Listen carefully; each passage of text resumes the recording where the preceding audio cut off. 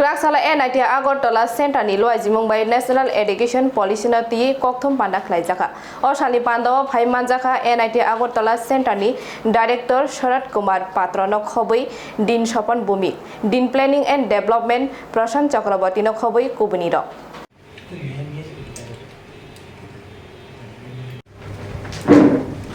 Good afternoon to you all. My name is Sharat Patra and it is the first time we are meeting. I am director at NIT Agartala and I joined just 2 months and 1 day before. May 24th I joined and today is 25th of July. 2 months and 1 day. And it's a pleasure to meet you all. Today's meeting is special considering the fact that India has started a national education policy and the policy was declared in 2020 and we are approaching to the anniversary of start of NEP 2020. The anniversary is on 29th July 2020, is on 29th of July, and on 29th and 30th there is a anniversary function going to be held at Delhi, which will be graced by the Prime Minister of India, Sri Modi. Now, as a prelude to that, we are holding this press conference, and this press conference is also being held at multiple other institutions. And because this relates to national education policy, so academic institutions or educational institutions are holding this press conference. Different IITs, different NITs and other institutions. Here we are holding it today. Now I have a 2 to 3 page write-up on national education policy and what NIT Agartala has done with respect to that policy and how we are adapting to it. Now I would read out this policy, but that would be a longer one. So possibly we could have a small discussion and I will read out the policy and we could close it with that. Now, India's education policy before 2020 came in 1986, and in 1986 possibly many of the people in this hall were not born, and many who were born were probably toddlers or in primary or primary school, and few people of my age group were in their colleges and universities. And over the last 35 years, the country has gone through lots of transformation in terms of knowledge, knowledge sharing and knowledge gathering and knowledge economy. And our youth population has gone up. And with that, there has been a need for a revamping of the education policy through which better returns can be achieved. And this was primarily the reason why national education policy was constituted, or a committee was constituted to frame this national education policy, and it was accepted by the government in 2020. Incidentally, that's the period when COVID was also in the second or third, it was following the first phase, but second wave of COVID had not started. And from that time, things have started to move. Lot of things are happening all around the country in that sense. Now, I could take up a few questions first and then we could read out the brief on the issue. I invite you to ask questions one by one if you have, then we'll go with the briefing. Teaching in regional language.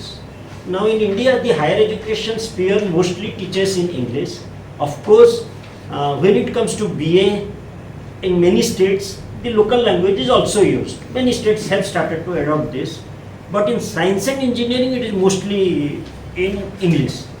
But this policy introduces using regional languages for teaching.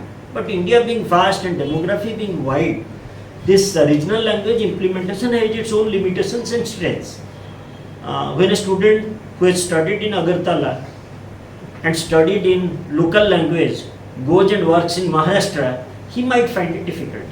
So what we are doing is, in the first year we have introduced few courses where one section would be there in the local language, so that those students who would like to read in local language can do that, and those who like to read in English would do that.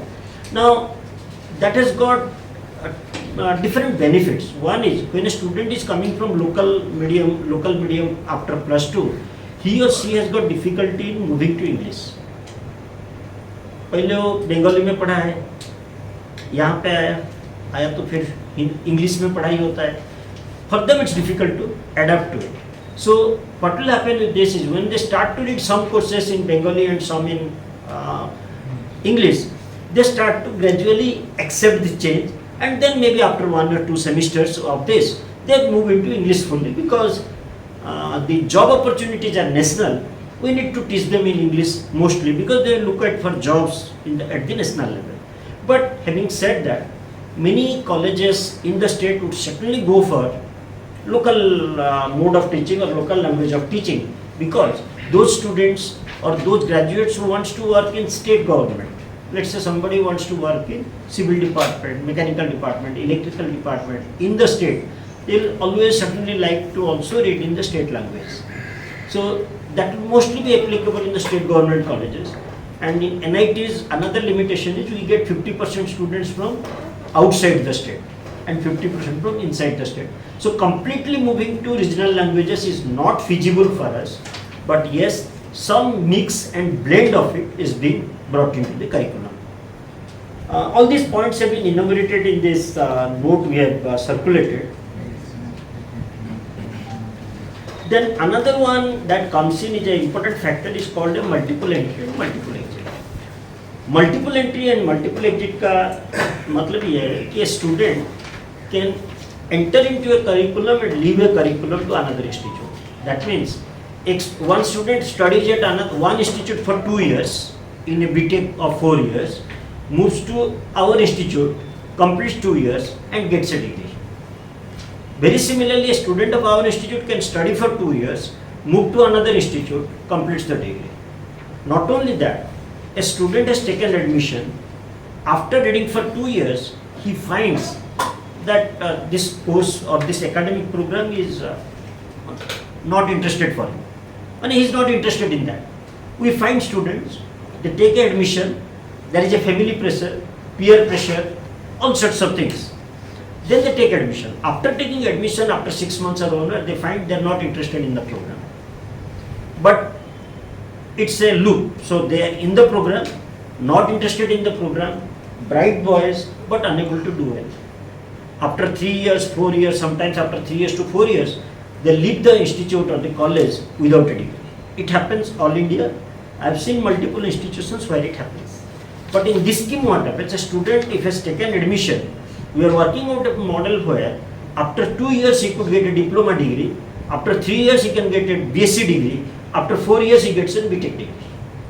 So अगर बीच में उसका mood change हुआ, सोचा कि नहीं मुझे ये करना नहीं है, मेरे लिए ये काम नहीं है, वो उसका नेक्स्ट स्टेज जाके छोड़ सकता है. That is called multiple exit.